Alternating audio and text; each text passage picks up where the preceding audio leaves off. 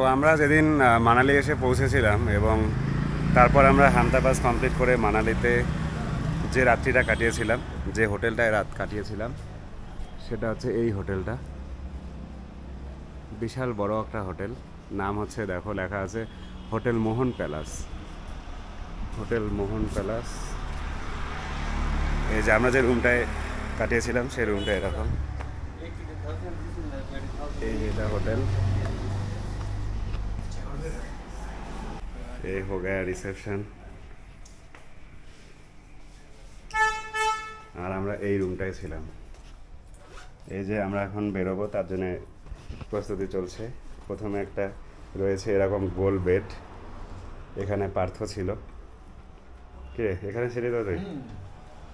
এটা তার সাথেই রয়েছে এই যে টেবিল, দুটো চেয়ার, এই যে দুদিকে দুটা খুব সুন্দর সুন্দর বড় জানালা। এই যে দাদাও রেডি করছে সব, যে আমরা এখন বেরোবো। দাদার আমি এই বিছানাটায় ছিলাম। এই তো আমার মোবাইল, এই যে ক্যামেরা রয়েছে, চার্জিং। আর এটা হচ্ছে এই হোটেলের একটা বাথরুম, বড় আছে, বেসিন, গিজার, প্যান রয়েছে। মোটামুটি খারাপ না। এই রুমটার ভাড়া হচ্ছে 1000 টাকা। আমরা 1000 টাকায় ছিলাম।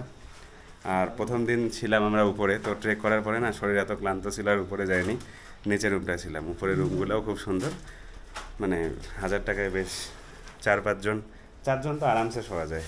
হচ্ছে একদম বাস স্ট্যান্ড থেকে কাছেই, বাস স্ট্যান্ড থেকে মোটামুটি 400-500 মিটারের মধ্যে।